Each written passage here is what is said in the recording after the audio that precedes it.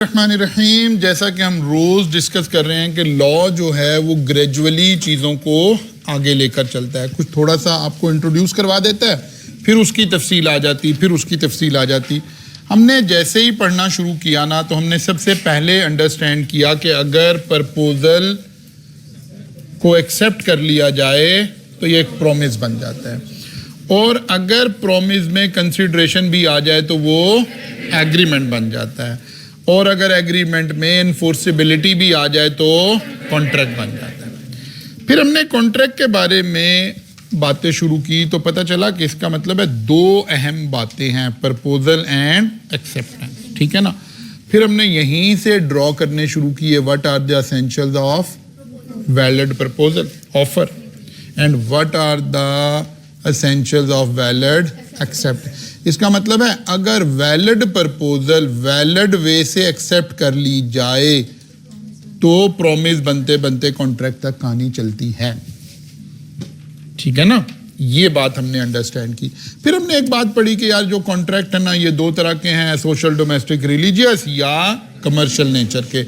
ये intention to create legal relation के एतबार से बात हो रही है कि इधर वाले कॉन्ट्रैक्ट को हम कहते हैं कि यार इसमें नॉर्मली इंटेंशन नहीं है, अगर इंटेंशन है तो आप स्पेसिफिकली एग्री कर लें, और इधर नॉर्मली इंटेंशन है, अगर नहीं है तो स्पेसिफिकली एग्री कर लें। ठीक है ना। फिर हम और आगे चले, फिर हमने ऑफर को थोड़ा सा देखा कि ऑफर इम्प्लाइड कैसे है, ये कैसे, ये वाली बातें की। फिर ये एसेंशियल्स हमारी नजर में आ गए, ऐसे ही है ना। फिर इसी तरह से हमारे पास एसेंशियल्स ऑफ वैलिड एक्सेप्टेंस आ गए। फिर हमने कुछ थोड़ी सी कल बातें की कम्युनिकेशन की। ठीक है ना। व्हेन कम्युनिकेशन इज कंप्लीट, तो हमने कहा यार किसकी कम्युनिकेशन की बात हो रही है, प्रपोजल की या एक्सेप्टेंस की। तो हमने कहा जी प्रपोजल की हो रही है। तो उसने कहा यार ये आसान है, सीधा सीधा है। When it comes to the knowledge to whom it is made, when it comes to the knowledge of the person to whom it is made, proposal is complete। कल वाली एग्जांपल ध्यान में है। लेटर किस तारीख को लिखा था? 15 को। पहुंचा कब था? और उसने जवाबी लेटर कब पोस्ट किया था? प्रपोजल कब कम्युनिकेट हो गई थी? प्रपोजल कब कम्युनिकेट हो गई थी? जब लेटर पहुंच गया था। when it comes to the knowledge of the person to whom it is made, proposal communicate हो गई थी। ठीक है ना। प्रपोजल कम्युनिकेट हो गई थी। फिर हमने कहा यार एक्सेप्टेंस कब कम्युनिकेट हुई है, तो लॉ ने फौरन कहा नहीं नहीं यार बताओ आप किसके एंगल से बात कर रहे हो। एक्सेप्टेंस के कम्युनिकेट, क्योंकि एक्सेप्टेंस के कम्युनिकेट होने के बाद कॉन्ट्रैक्ट हो जाना है ना, वो दोनों बीच में शामिल है बातें। ठीक है ना। अब कॉन्ट्रैक्ट हो जाना है।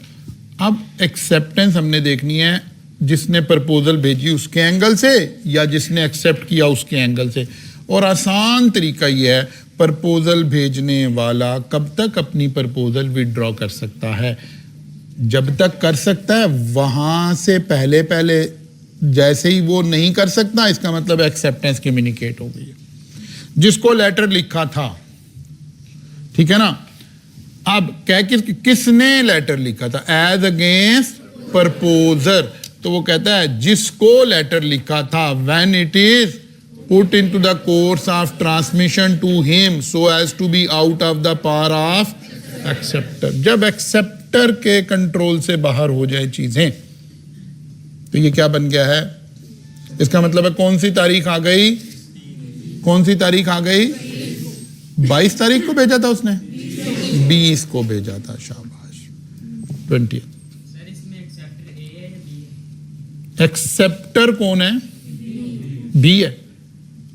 ए ने तो ऑफर करवाई है ना, बी एक्सेप्ट कर रहा है। ठीक है ना। और अगर बी के एंगल से देखें,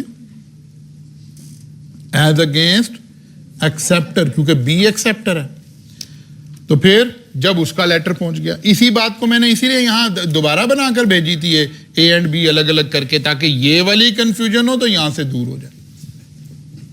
ठीक है ना। इन स्लाइड का मकसद ही यही है कि आपके जहन में कोई कंफ्यूजन आ रही है, वो उसका जवाब यहीं मौजूद हो। तो देखो यहां मौजूद है। प्रपोजर कौन था? ए। एक्सेप्टर कौन था? B. As against A when letter is posted by B, और आसान हो गया ना जुमला। As against B when letter received by A. तो ये सारी कहानी आपको यहां से क्लियर हो जानी चाहिए, आपको समझ आए कि ओके जी ये होगा। फिर हमने कल रेवोकेशन पे भी बात कर ली थी, है ना? इसका मतलब चैप्टर तो हमारा मुकम्मल हो गया था, ठीक है ना? बस इतना सही एक चैप्टर था। लेकिन आपको पता है कि लॉ ने चलना तो कैसे है, आगे डिटेल डिटेल डिटेल डिटेल। तो यहां से हम देखेंगे कि यार अच्छा थोड़ी सी डिटेल और क्या ऐड होने लगी है, कहां चल के, चैप्टर नंबर 3 में चल के।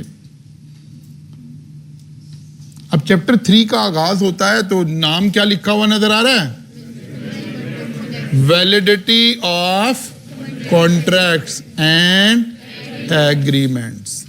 अब यहां हमने आज एक छोटा सा, हमारी आज की क्लास का एक काम है कि हमने एक स्केच ड्रॉ करने लगे हैं। कॉन्ट्रैक्ट एक्ट हमने पढ़ना है, हमारा जो सेक्शन ए है उसका 50% एरिया कॉन्ट्रैक्ट ए है और 50% रिमेनिंग सारा है। हम कॉन्ट्रैक्ट का ना अपने जहन में एक जरा स्केच बनाने लगे हैं कि कॉन्ट्रैक्ट कितनी तरह के होते हैं। ये किताब में तो अलग अलग कहीं कहीं लिखे हुए नजर आएंगे, लेकिन हमने इसको एक जगह समराइज करके समझने की कोशिश कर रहे हैं, टाइप्स ऑफ कॉन्ट्रैक्ट। इससे पहले हम एक बात पढ़ाए हैं, क्या, टाइप्स ऑफ ऑफर, ठीक है ना? टाइप्स ऑफ, जब भी हम किसी चीज की टाइप्स बनाने लगते हैं ना, तो हमारे जहन में हम एक ही चीज को कई टाइप से सेग्रीगेट कर सकते हैं। मसलन हमें इस क्लास को सेग्रीगेट करना है, फर्ज किया तो एक सेग्रीगेशन अल्लाह की बनाई हुई है, जेंडर के एतबार से हम इसे सेग्रीगेट कर सकते हैं, मेल फीमेल। फिर कितनी और क्लासिफिकेशंस हो सकती हैं, ठीक है ना? कितनी और हो सकती हैं। हम किसी प्रोविंस की बेस पे कर सकते हैं, हम किसी मार्क्स की बेस पे कर सकते हैं, हम किसी रिलीजन की बेस पे कर सकते हैं, हम देयर आर मल्टीपल थिंग्स के हम इस एंगल से देख रहे हैं तो क्या क्लासिफिकेशन बन रही है, जेंडर के एंगल से देख रहे हैं तो क्या बन रही है, रिलीजन के एंगल से देख रहे हैं तो क्या बन रही है, हम अपने प्रोविंसेस के एंगल से देख रहे हैं तो क्या बन रही है, अलग अलग अलग अलग। तो इसका मतलब है जब भी किसी चीज की टाइप्स बनाई जाएं तो पहले डिफाइन होता है एंगल। प्रपोजल में भी यही किया था, हाउ मेड, ऑफर करवाई कैसे गई। इस एंगल से देखें तो दो तरह की ऑफर थी, कौन कौन सी, एक्सप्रेस एंड एम्प्लॉयड। फिर हम कहते नहीं करवाई किसको गई, इस एंगल से देखें तो जनरल एंड स्पेसिफिक। ऐसे ही हम कॉन्ट्रैक्ट को डिफरेंट एंगल से देखने लगे हैं। पहला एंगल है फॉर्मेशन के एंगल से, यानी फॉर्मेशन का मतलब है जब कॉन्ट्रैक्ट हो रहा है उस वक्त खड़े होके देखें कि कॉन्ट्रैक्ट की कितनी टाइप है, ठीक है ना? और एक है एनफोर्सेबिलिटी, जब कॉन्ट्रैक्ट हो गया था, अब एक बंदे ने पूरा नहीं किया, अब झगड़ा पड़ा, तो अब कॉन्ट्रैक्ट मुझे कितनी तरह के नजर आ रहे हैं। और एक है कॉन्ट्रैक्ट किया, कॉन्ट्रैक्ट हो गया, जो मेरे जिम्मे काम था मैंने कर दिया, जो शायद आपके जिम्मे था वो आपने कर दिया, इसे कहते हैं कॉन्ट्रैक्ट का परफॉर्म होना। Will you purchase my house for ₹10 million, ठीक है ना? अब ये कॉन्ट्रैक्ट हुआ, कॉन्ट्रैक्ट हो गया, कॉन्ट्रैक्ट हो गया, अब इस कॉन्ट्रैक्ट ने क्या होना है, परफॉर्म होना है। मुझे घर ट्रांसफर करना है, आपको मुझे पैसे ट्रांसफर करने, ठीक है ना? ये वाला फेज क्या है, परफॉर्मेंस। इसका मतलब है 3 बड़ी स्टेजेस आनी हैं कॉन्ट्रैक्ट में। इन तीनों स्टेजेस पर हमने कॉन्ट्रैक्ट को खड़े होकर क्लासिफाई करना है। मसलन फॉर्मेशन के टाइम पर एक्सप्रेस कॉन्ट्रैक्ट, ऐसा कॉन्ट्रैक्ट जिसमें ऑफर एक्सप्रेस वे में की गई, एक्सेप्टेंस एक्सप्रेस वे में की गई, इसका नाम क्या रख दिया हमने, एक्सप्रेस कॉन्ट्रैक्ट। बारिश हो रही है, क्या बात। Implied contract, implied contract, implied contract जिसमें ऑफर एक्सप्रेस वे से नहीं करवाई गई थी, ऑफर एक्सप्रेस वे से नहीं करवाई गई थी, बल्कि क्या हुआ, हम एयरपोर्ट से बाहर आ रहे थे, कुली ने हमारी ट्रॉली पकड़ी, हमने ग्रिप छोड़ दी ऑटो वाला स्लो हुआ था, हम बैठ गए, हम मरी गए हुए थे, बहुत ज्यादा बर्फबारी हो गई, तो एक बंदा आया, उसने आकर हमारी गाड़ी को खुद ही बर्फ में से निकालना शुरू कर दिया। हम समझ गए कि अच्छा ये अपनी सर्विसेज ऑफर कर रहा है, हमने मना नहीं किया, हमारा मना ना करना एक्सेप्टेंस हो गई, उसका आकर बर्फ से गाड़ी को निकालने की, क्लियर करने की ऑफर हो गई, इम्प्लाइड। एक इसी में आगे चलेंगे, चैप्टर नंबर 7-8 में जाकर एक एम्प्लॉयड में से ही एक और बात निकालेंगे, which is called Kosai contract. कसाई नहीं पढ़ देना इसको, ठीक है ना, कोसाई कॉन्ट्रैक्ट, ठीक है ना, कोसाई कॉन्ट्रैक्ट। कोसाई कॉन्ट्रैक्ट का मतलब होता है तो इम्प्लाइड ही है, तो लेकिन इम्प्लाइड बाय लॉ है, लॉ ने अज्यूम कर लिया। एक है मैं और आप एक दूसरे को जानते हैं, हम सामने हैं, ऑटो वाला स्लो हुआ, उसने मुझे ऑफर करवाई, उसका स्लो होना ऑफर था, मेरा बैठ जाना एक्सेप्टेंस था। मैं जान रहा हूं, मुझे ऑटो वाला नजर आ रहा है, ऑटो वाले को मैं नजर आ रहा हूं, ये वाला कॉन्ट्रैक्ट कौन सा है, एम्प्लॉयड। आप क्लास पढ़ के उठे चले गए, तो अगली क्लास हुई, एक बच्चा आया, उसने देखा एक मोबाइल पड़ा हुआ है। अब उसे नहीं पता किसका मोबाइल पड़ा हुआ है, उसने वो मोबाइल उठा लिया। लॉ कहता है कि आपका एक कॉन्ट्रैक्ट हो गया है, हुआ नहीं है, किसी ने ऑफर नहीं करवाई है, किसी ने एक्सेप्ट नहीं किया, लॉ हमें एनफोर्स कर रहा है, आपका कॉन्ट्रैक्ट हो गया है। अगर आपने मोबाइल उठा लिया है ना, आपका कॉन्ट्रैक्ट हो गया है, इसके ऑनर तक इसकी चीज पहुंचाओ, इसके ऑनर तक इसकी चीज पहुंचाओ। This type of contract is called quasi. ठीक है ना, अभी जस्ट इशारतन मैं एक समझा रहा हूं, पूरा चैप्टर पढ़ना है कोसाई कॉन्ट्रैक्ट के ऊपर, पूरा एक चैप्टर आएगा, चैप्टर 7 या 8। एक्सप्रेस कॉन्ट्रैक्ट हम ऑलरेडी पढ़ चुके हैं, इंप्लाइड कॉन्ट्रैक्ट हम ऑलरेडी पढ़ चुके हैं। फॉर्मेशन के टाइम पे खड़े होके देखूं तो जब कॉन्ट्रैक्ट बना है ना, या एक्सप्रेस की वजह से बना है, या इंप्लाइड की वजह से बना है, या कोसाई की वजह से। इसमें मैं अभी तो बता रहा हूं कि उधर हम खुद आए हैं, कुली और मैं एक दूसरे को देख रहे हैं, हम ऑफर करवा रहे हैं, लेकिन बोल के नहीं करवा रहे, जेस्चर से करवा रहे हैं। इधर तो मुझे पता ही नहीं ये मोबाइल मेल का है, फीमेल का है, किसी बंदे का है, किसका है, कोई पता नहीं है, ठीक है ना। This is called Kosai contract. ऐसे बहुत सारे इवेंट होंगे, उस चैप्टर में डिटेल में पढ़ेंगे। यानी you can say Kosai contract is a type of employed contract. बस एम्प्लॉयड को ही थोड़ा और रिफाइन कर दिया। अगर दोनों लोग एक दूसरे के आमने सामने हैं तो क्या बन गया, एम्प्लॉयड। और अगर एक दूसरे का पता ही नहीं है, कोसाई बन गया, ठीक है ना।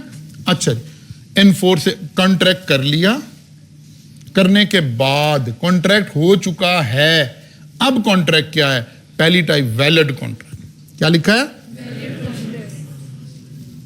वैलिड कॉन्ट्रैक्ट का क्या मतलब है, एक ऐसा कॉन्ट्रैक्ट जिसमें सारे एसेंशियल्स ऑफ वैलिड ऑफर है और सारे एसेंशियल्स ऑफ वैलिड एक्सेप्टेंस है। यानी एक ऐसा कॉन्ट्रैक्ट जो लीगली बिल्कुल ठीक है, एक्यूरेट है, हमने कोई गलती ऐसी नहीं की कि जो हमारे कॉन्ट्रैक्ट को क्या कर दे, खराब कर दे।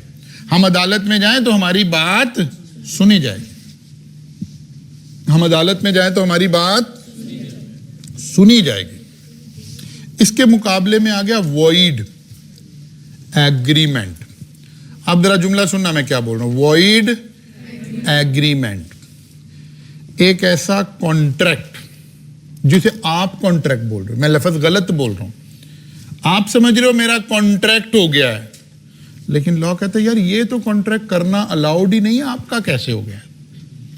यानी एक ऐसा कॉन्ट्रैक्ट जब दो लोग आपस में कॉन्ट्रैक्ट कर रहे थे, लॉ उस वक्त भी कह रहा था कि भाई ये कॉन्ट्रैक्ट नहीं हो सकता, इसे हम कहते हैं वॉइड एबिनिशो। एक लफ्ज मैंने बोला एबिनिशो, अभी लिख के दिखाता हूं कैसे लिखना है इसको। वॉइड एबिनिशो का मतलब होता है वॉइड फ्रॉम बिगिनिंग, यानी जब आप कॉन्ट्रैक्ट कर रहे थे उस वक्त भी ये कॉन्ट्रैक्ट ठीक नहीं था। एक बंदा आया, उसने कहा यार फलां बंदे से मेरी बड़ी दुश्मनी है, यार इसको तुमने ना गोली मारनी है, कत्ल करना है इसको, बताओ कितने पैसे लोगे। उसने कहा जनाब 1 करोड़ रुपया लूंगा, हो जाएगा काम आपका। चलो कोई नहीं, बंदा भी सस्ता ही होगा ना जिसे मारना है, ठीक है। अब दो लोग बैठे एक बंदे के मर्डर का कॉन्ट्रैक्ट कर रहे हैं, बज़ाहिर ऑफर भी है, एक्सेप्टेंस भी है, कंसिडरेशन भी है, लेकिन लॉ हंस रहा है कि नहीं ये कॉन्ट्रैक्ट तो नहीं कर सकते आप। अब आपने लिख लिया, साइन भी कर लिए, अंगूठे भी लगा लिए, हाथ के भी लगा लिए, पैरों के भी लगा लिए, तब भी ये कॉन्ट्रैक्ट नहीं बन सकता। जब लफ्ज वॉइड एग्रीमेंट लिखा हो ना, इसका मतलब होता है वॉइड फ्रॉम बिगिनिंग, यानी कॉन्ट्रैक्ट हुआ ही नहीं, ठीक है ना, कॉन्ट्रैक्ट हुआ ही नहीं। कॉन्ट्रैक्ट कुछ जगह पे लॉ आपको मना कर देगा, फलां बंदे से कॉन्ट्रैक्ट नहीं कर सकते, आपने कर लिया।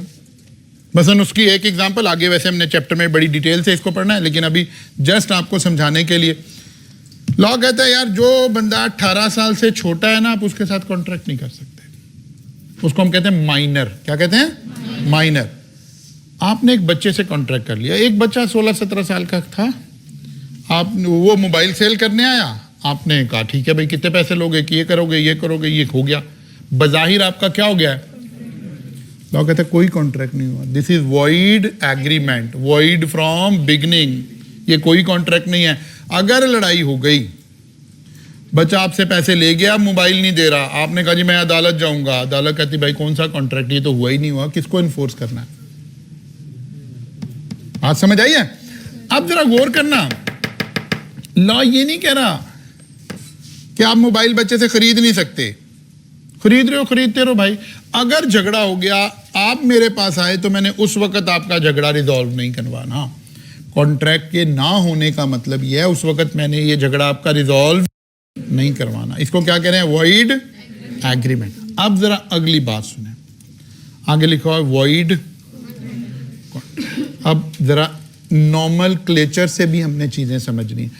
वॉइड का तो मतलब था कि यार एग्रीमेंट नहीं है, कॉन्ट्रैक्ट नहीं है, लेकिन अगर आगे एग्रीमेंट लिखा हो तो क्या मतलब है, और अगर आगे कॉन्ट्रैक्ट लिखा हो तो क्या मतलब है? अब इस माइनर से फर्क को समझना है।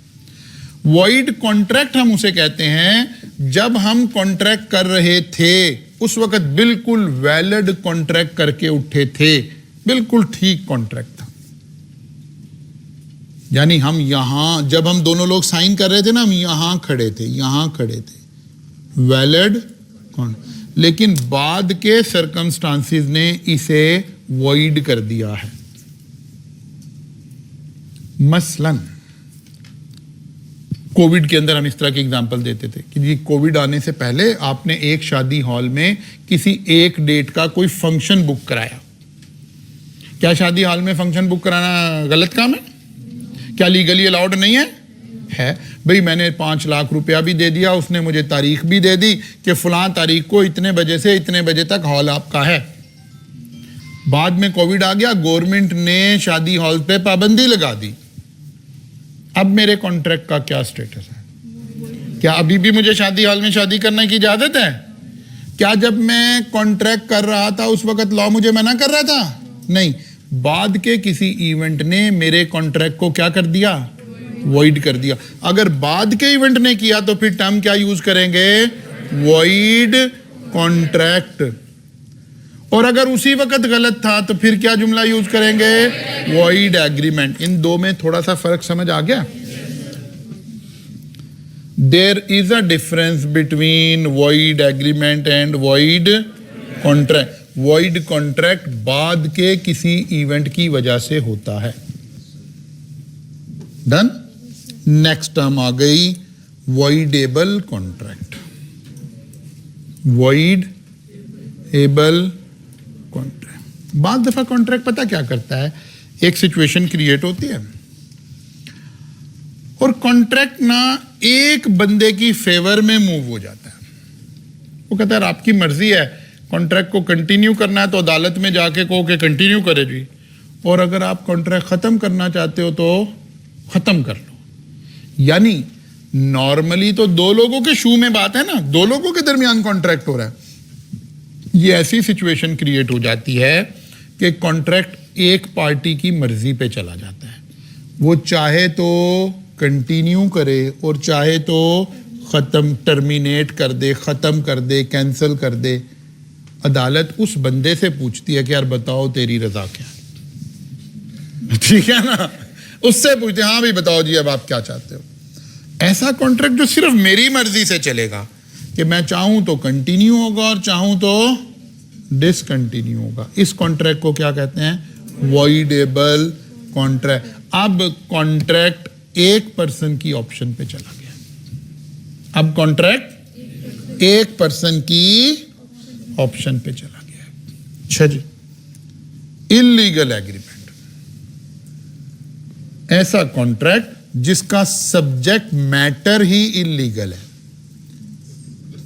जैसे अभी हमने कहा था बंदा मारना है, सब्जेक्ट मैटर ही इलीगल है। अब जरा खुद सोचो, एक बंदा आया, उसने कहा हाँ भाई कोई तुम्हें ड्रग्स चाहिए? कहता हाँ जी, क्या रेट है? ये रेट है। एग्री हो गया, 2 करोड़ रुपए की ड्रग्स मुझे दे दो, 1 करोड़ एडवांस ले लो, बाकी के जब माल दोगे पैसे मिलेंगे। अब वो 1 करोड़ ले गया मेरे से और माल दे नहीं रहा। अब मैं अदालत जा रहा हूं कि जज साहब ये माल नहीं दे रहा। अब जज इसलिए बैठे हैं, इसलिए तो नहीं बैठे, ये वाला जो बज़ाहिर मेरा उसका एग्रीमेंट हुआ है, लॉ इसको क्या कह रहा है? Illegal agreement. कहता है भाग जाओ, दफा हो जाओ यहां से, नजर ना आना आज के बाद। इस तरह की बातें कर रहे हो तुम जी। डिफरेंस ना, वॉइड एग्रीमेंट एक बड़ी टर्म है, ये भी वॉइड है, लेकिन अगर वॉइड में इलीगल भी है तो इलीगल, हर चीज इलीगल नहीं है ना। बच्चे से कॉन्ट्रैक्ट करना is not an illegal but it is void.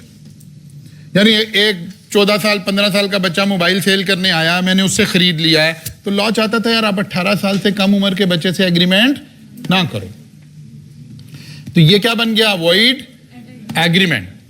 लेकिन एक बंदा बड़ी उम्र का है और वो मुझे ड्रग सप्लाई कर रहा है या मनी लॉन्ड्रिंग कर रहा है या कोई भी इलीगल काम कर रहा है, ये इसके लिए ज्यादा अच्छी टर्म कौन सी है? इलीगल एग्रीमेंट है, ये भी वॉइड एब इनिशियो।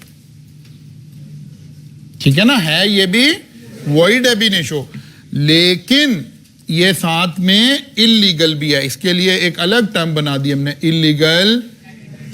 जब एग्रीमेंट लगा हुआ है ना तो ये वॉइड एब इनिशियो तो खुद ही हो गया। आखिरी बात आ गई,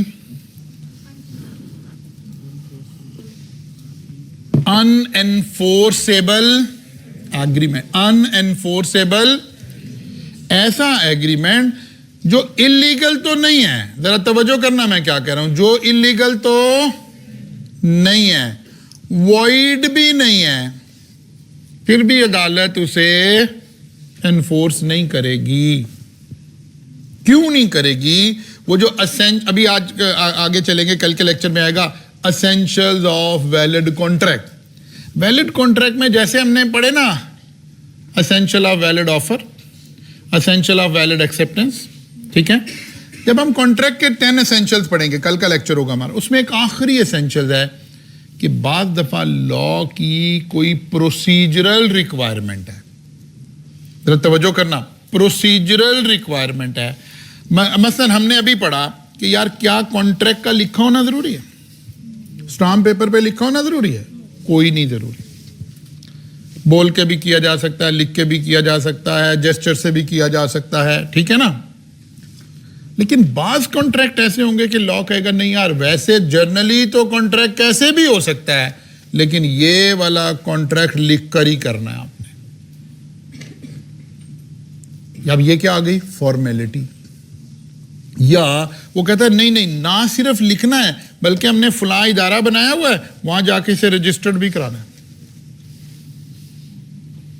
ठीक है ना, मसलन मैं एक जरा एग्जांपल देने लगा हूं आपको। शादी, निकाह, इसका एक रिलीजियस कॉन्सेप्ट है। ठीक है ना, वो रिलीजन हमें बता रहा है कि शादी के निकाह के लिए क्या क्या शराइत हैं, क्या है, वो रिलीजन हमें बताएगा। एक है हमारा लॉ ऑफ द लैंड, वो कहते हैं नहीं भाई, निकाह का रजिस्टर्ड वो लिखे होना जरूरी है। पहली बात, निकाह फॉर्म आएगा, फिर वो रजिस्टर्ड होगा। इसीलिए आप क्या क्या, क्या जुमला बोलते हो? रिकाह रजिस्ट्रार। वो जो मौलवी साहब आते हैं वो कौन होते हैं? का रजिस्ट्रार, वहां रजिस्टर्ड भी होगा। अब फर्ज करें किसी दो लोगों ने शादी कर रखी है, रिलीजियस इस्लाम के एतबार से तो ठीक कर रखी है, लेकिन उन्होंने लॉ ऑफ द लैंड नहीं अप्लाई किया, यानी निकाह कहीं रजिस्टर्ड नहीं करवाया हुआ। अब वो रिलीजियसली हस्बैंड एंड वाइफ हैं, ओके, अब डिस्प्यूट क्रिएट हो गया। अब हस्बैंड या वाइफ अदालत में जा रही है, तो अदालत इसकी बात सिर्फ इसलिए नहीं सुनेगी कि इसने फॉर्मेलिटीज पूरी नहीं की हुई है, इसने फॉर्मेलिटीज पूरी नहीं की। आप सब आए क्लैपिंग कर दें, क्योंकि कोई ऐसी खबर ही लाए होंगे जो आपको खुश कर रही होगी। हाँ जी, आप सब ये हमारे सारा वजदान खराब ना कर देना। स्टूडेंट्स, अभी क्लास तक की एंड होगी तो आप लोग यहीं पे बैठे रहिएगा। जब मैं अनाउंस करूंगा फिर आपने रूम नंबर 3 में क्लास के लिए आना है, ठीक है? 145 पे आप लोगों ने यहीं पे वेट करना है। ओके,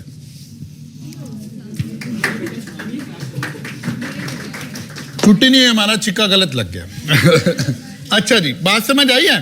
बाज दफा अभी एक और मैं आपको मिसाल देने लगा हूं। इंशाल्लाह आप कैफ क्वालिफाई करेंगे और आप फर्म में जाएंगे और फर्म के साथ आपका एक ट्रेनिंग कॉन्ट्रैक्ट साइन होगा। अब एक प्रिंसिपल है, एक आप हो, आपके दरमियान कॉन्ट्रैक्ट हो गया, लेकिन ये कॉन्ट्रैक्ट वैलिड जब ही होगा जब इसे आई कैप में रजिस्टर कराया जाएगा। बात समझ आई है? यानी अब इसके अंदर एक एडिशनल रिक्वायरमेंट आ गई है, इसके अंदर एक एडिशनल रिक्वायरमेंट आ गई है। तो बाज दफा कोई एडिशनल, इसे हम कहते हैं फॉर्मेलिटीज, बाज दफा बाकी सारी बातें पूरी हो रही हैं, सिर्फ एक छोटी सी बात है जो फॉर्मेलिटी हमने पूरी नहीं की, लेकिन अब अदालत जाते हैं, वो कहते हैं भाई आपने फॉर्मेलिटी नहीं पूरी की, छुट्टी आपकी कोई नहीं, हम आपकी सुन रहे हैं।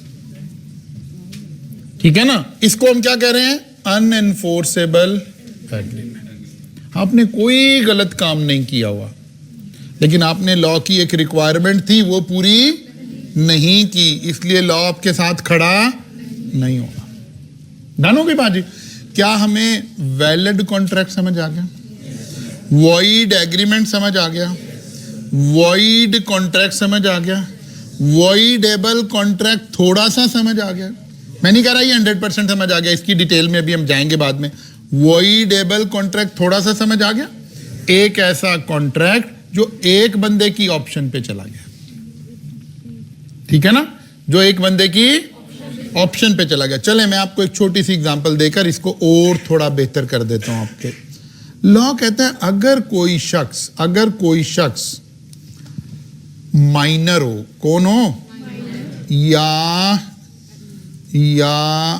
इडियट हो, यानी मेंटली अनस्टेबल हो, ठीक है ना, उसे कोई मेंटल डिजीज है,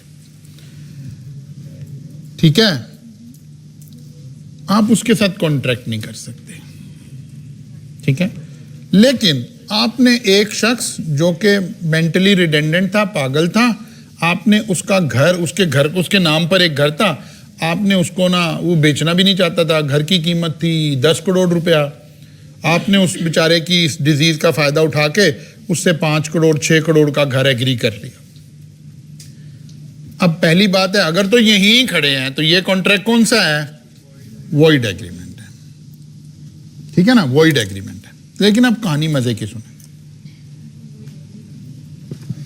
अगर तो यही कॉन्ट्रैक्ट है तो ये कॉन्ट्रैक्ट कौन सा है? Void agreement. आपने उससे 10 करोड़ का घर 6 करोड़ का लेके 3 करोड़ उसे एडवांस दे दिया।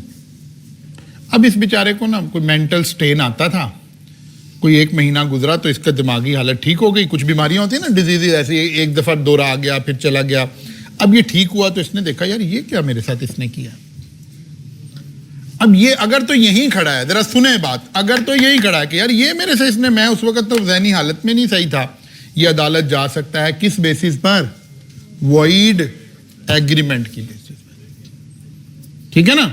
ये अदालत जाए कि जनाब उस वक्त तो मैं मेंटली स्टेबल ही नहीं था, ये कॉन्ट्रैक्ट मुझे पता ही नहीं मैंने क्या साइन किया हुआ है, तो लॉ इसको कहां ट्रीट करेगा? Void agreement. लेकिन अब मजे की बात सुने, इसी दरमियान में गवर्नमेंट ऑफ पाकिस्तान ने, पंजाब गवर्नमेंट ने वहां कोई एक प्रोजेक्ट लॉन्च किया और पता चला ये जो घर है ना हमारा उस प्रोजेक्ट के अंदर आ गया है।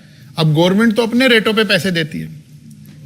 गवर्नमेंट ने अनाउंस किया जी इस घर के 3 करोड़ मिलेंगे आपको।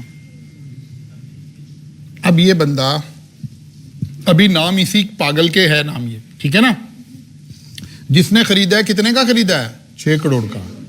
अब जरा सोचो, जिसने खरीदा है वो क्या चाहता है इस वक्त? नहीं, वो क्या चाहता है? वो कहेगा मैंने नहीं खरीदा भाई, उसने तो किसी और लालच में खरीदा था ना, वो तो उल्टा पड़ गया उसे। अब वो चाहता है वो अदालत जाके कहे नहीं नहीं, मैंने जब ये घर खरीदा था ना ये पागल था उस वक्त, ये तो कॉन्ट्रैक्ट ही ठीक नहीं है। ला कहता नहीं नहीं, तुम्हें ये इख्तियार नहीं है। अब ये इख्तियार किसके पास आ गया? उस पागल के पास आ गया। उसका दिल करे तो अदालत में जाके कहे कि जनाब ये 6 करोड़ का घर बिका हुआ है और 3 इसने दिए हुए हैं, बाकी के पैसे नहीं दे रहे। वो क्या करना चाह रहा है? कॉन्ट्रैक्ट को कंटिन्यू करना चाह रहा है। अदालत इसे कंटिन्यू कर देगी।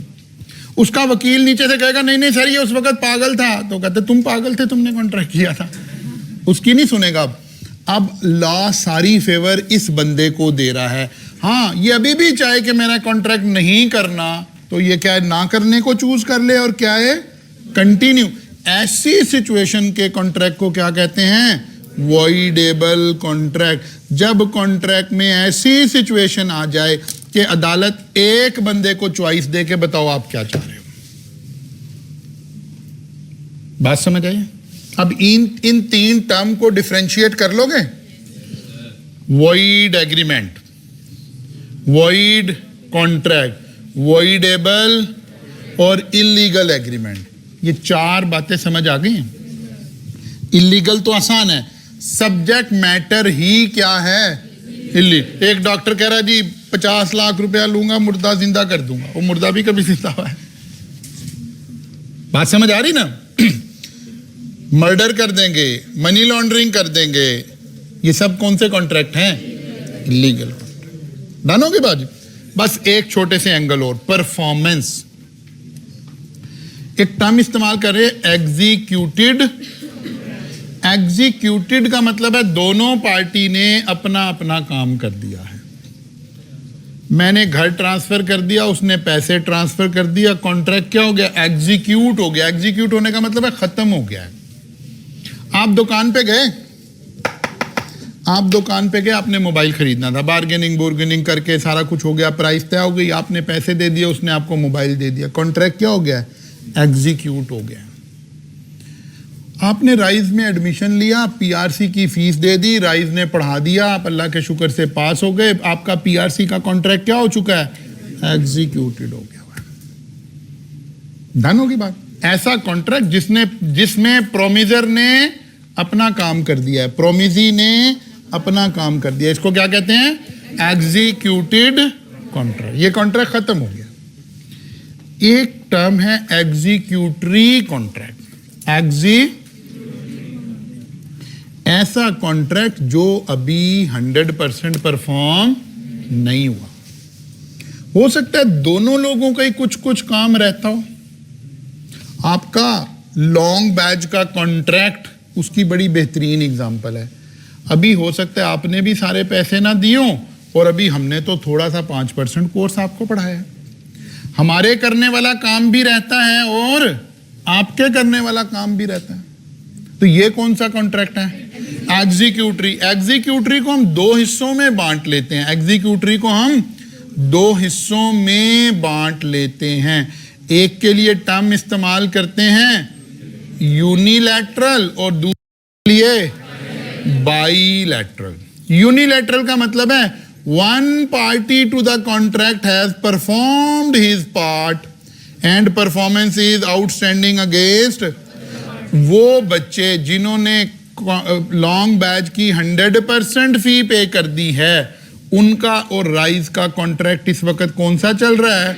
यूनिलैटरल, क्योंकि उन्होंने पैसे सारे पे कर दिए, हमने अभी नॉलेज सारा डिलीवर नहीं किया। वो वाले बच्चे जिन्होंने, एक है बाईलैटरल, बच्चे ने भी सारे पैसे नहीं दिए और हमने भी सारा नहीं पढ़ाया, दोनों लोगों का कुछ कुछ काम रहता है।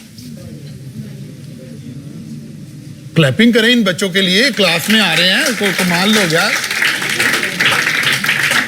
कमाल हो गया भाई, कमाल हो गया। आप साहब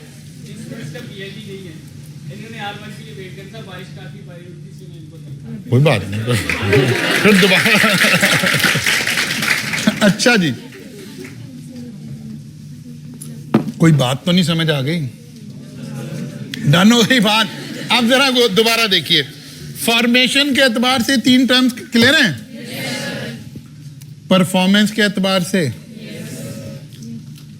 परफॉर्मेंस के एतबार से यूनिलैटरल एंड, बस आज आपने जाकर, मैं अभी नोट्स आपको सेंड कर रहा हूं, इस स्लाइड पर मौजूद टर्मिनोलॉजी से अपने आप को, कल आकर इनकी डेफिनेशंस पढ़ेंगे, ठीक है ना, कल आकर इनकी डेफिनेशन पढ़ेंगे। बस आज आपको इतना ही काम करना है, कल मुलाकात होगी।